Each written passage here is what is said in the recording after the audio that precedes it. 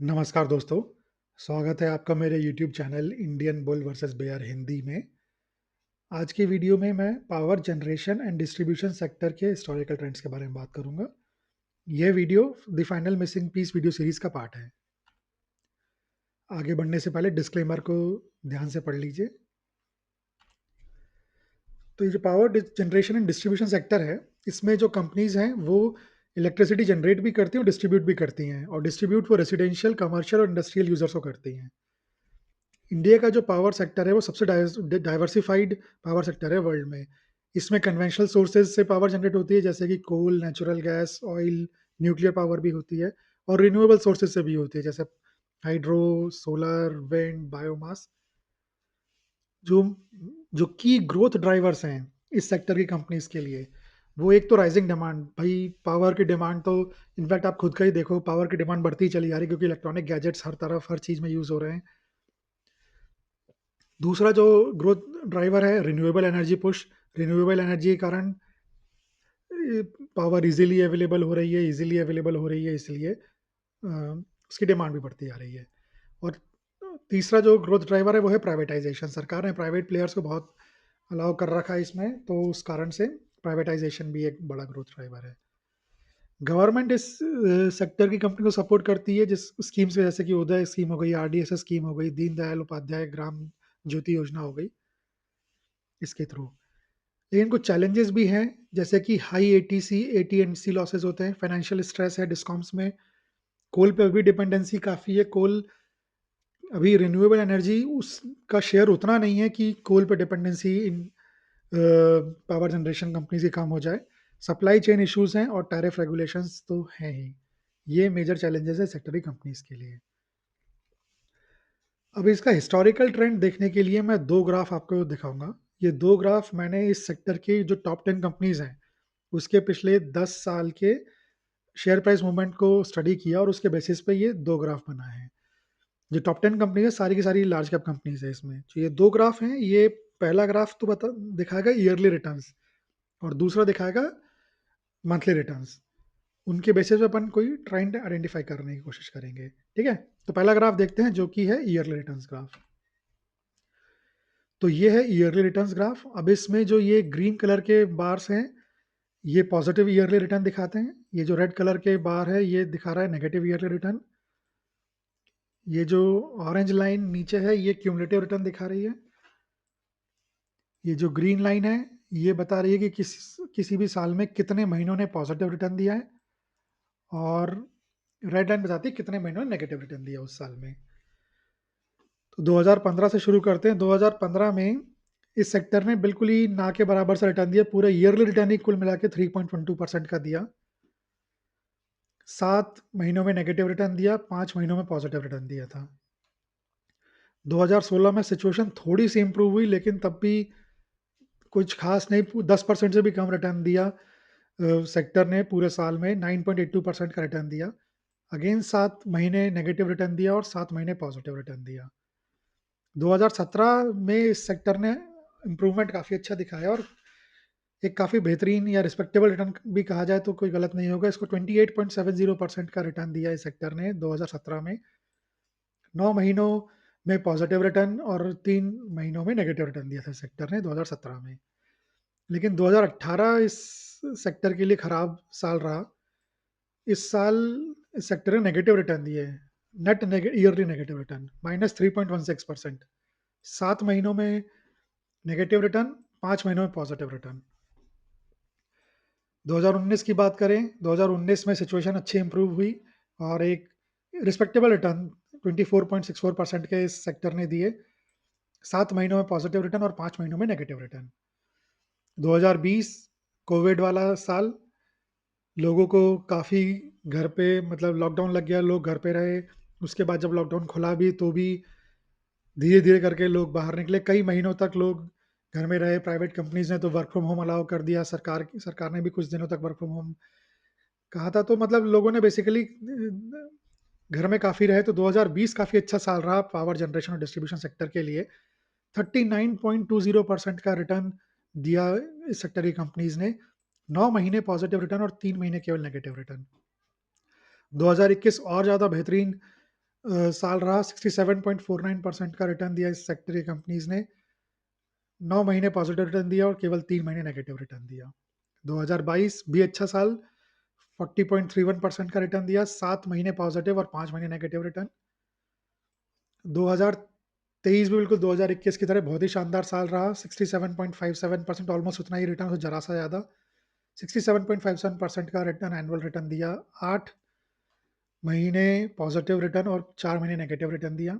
और 2024 ठीक-ठाक सा साल रहा, 14.91% का रिटर्न दिया इस सेक्टर ने, 7 महीने पॉजिटिव और 5 महीने 7 महीने पॉजिटिव और 5 महीने नेगेटिव रिटर्न दिया।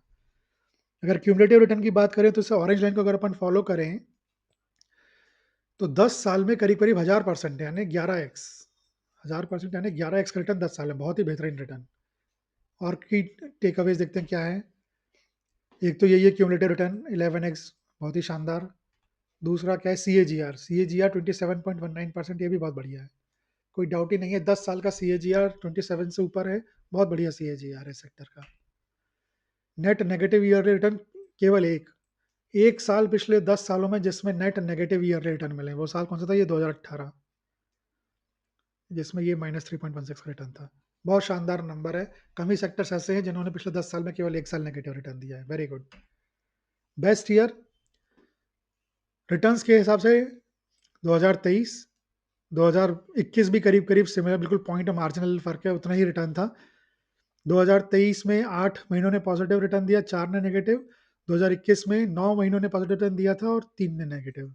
तो दोनों बिल्कुल एक जैसे साल रहे सेक्टर के लिए, बहुत बढ़िया साल थे दोनों।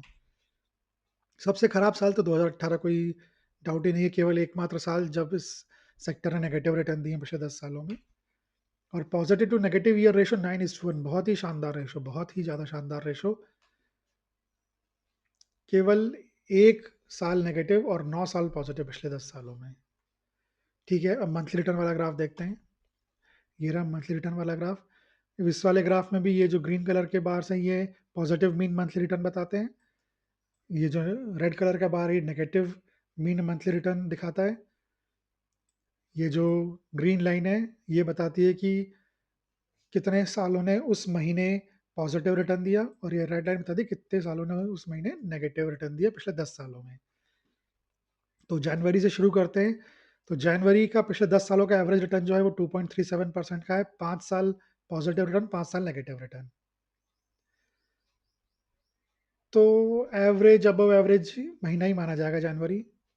लेकिन फ़रवरी खराब महीना है, कोई डाउट ही नहीं है, सबसे खराब महीना इनफैक्ट इस सेक्टर के लिए। एवरेज रिटर्न जो है वो नेगेटिव है, -2.60% का एवरेज नेगेटिव रिटर्न है। 6 साल नेगेटिव रिटर्न, केवल 4 साल पॉजिटिव रिटर्न है।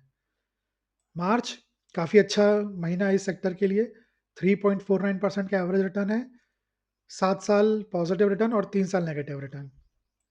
अप्रैल एक और बहुत बढ़िया महीना है इस सेक्टर के लिए, 4.53% का एवरेज रिटर्न है, 5 साल पॉजिटिव और 5 साल नेगेटिव रिटर्न दिया है इस सेक्टर ने इस महीने में। मई जो है वो एक और नेगेटिव जो महीना है इस सेक्टर के लिए।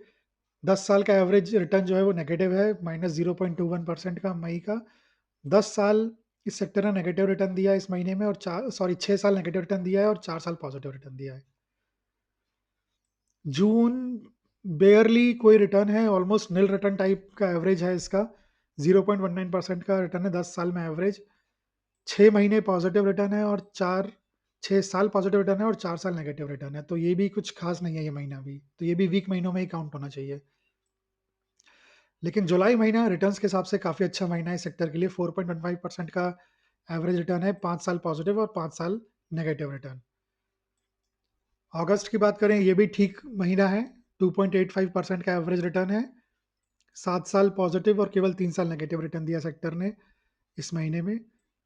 सितंबर एवरेज महीना, 1.13% का एवरेज रिटर्न है, 6 साल पॉजिटिव है और 4 साल नेगेटिव है। अक्टूबर लेकिन बहुत ही बढ़िया महीना लग रहा है इस सेक्टर के लिए। एवरेज रिटर्न भी सबसे ज़्यादा है, 5.74%, और पिछले 10 सालों में 8 साल पॉजिटिव रिटर्न दिया है, अक्टूबर महीने में केवल 2 साल नेगेटिव रिटर्न दिया है। तो ये भी काफ़ी बढ़िया बात है। नवंबर महीने की बात करें, इसमें भी अच्छा 3.74% का एवरेज रिटर्न है पिछले 10 सालों का। अगेन 8 साल पॉजिटिव और 2 साल नेगेटिव। फाइनली दिसंबर अपन देखें तो ये दिसंबर भी भाई ठीक-ठाक सा ही महीना है, 2.45% का एवरेज रिटर्न है, 6 साल फायदा और 4 साल नेगेटिव रिटर्न। तो ये जो आखिरी के 3 महीने हैं साल के, ये तो वैसे ही फेस्टिवल सीज़न होता है इंडिया में अपने यहाँ, तो पावर कंज़म्पशन बढ़ ही जाती है, तो होने भी चाहिए थे, लॉजिकल भी है कि ये बेटर मंथ्स में से है इस सेक्टर के लिए। टेक अवेज़ देखते हैं क्या-क्या हैं।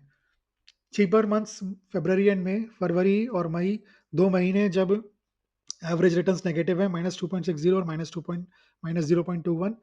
जून भी कोई ख़ास अच्छा महीना नहीं है इस सेक्टर के लिए, नेग्लिजिबल सही एवरेज रिटर्न्स है 0.19% के। कॉस्टलियर मंथ्स की बात करें, अप्रैल, जुलाई एंड अक्टूबर। अप्रैल 4.53% का रिटर्न है, जुलाई 4.15% का और अक्टूबर तो खैर सबसे अच्छा ही महीना है, 5.74% का एवरेज रिटर्न है, तो सबसे अच्छा महीना तो अक्टूबर ही है पूरे साल में इस सेक्टर के लिए। Positive to negative month ratio जो है वो 1.45:1 है, ये भी एक अच्छा रेशो है इस सेक्टर के लिए। इसका मतलब ये है कि 1.45 पॉजिटिव महीने अगेंस्ट हर एक नेगेटिव महीने, यानी पिछले 10 यानी पिछले 120 महीनों में हर एक नेगेटिव महीने के अगेंस्ट 1.45 पॉजिटिव महीने रहे हैं। तो ये भी एक अच्छा रेशो है इस सेक्टर के लिए। तो मेरी तरफ से इतना ही, मैंने आपको सारे ग्राफ्स वगैरह दिखा दिए हैं, जो मेरे को इसमें ट्रेंड्स समझ में आए, वो आपको बता दिए हैं। आप इसको ग्राफ्स को और स्टडी कर सकते हैं और अपने आप ट्रेंड्स आइडेंटिफ़ाई कर सकते हैं। वीडियो देखने के लिए धन्यवाद। अगर अच्छा लगा हो तो लाइक करिएगा, चैनल को सब्सक्राइब करिएगा, अपने फ्रेंड्स और फैमिली के साथ शेयर करिएगा। मिलते हैं अगले वीडियो में। बाय।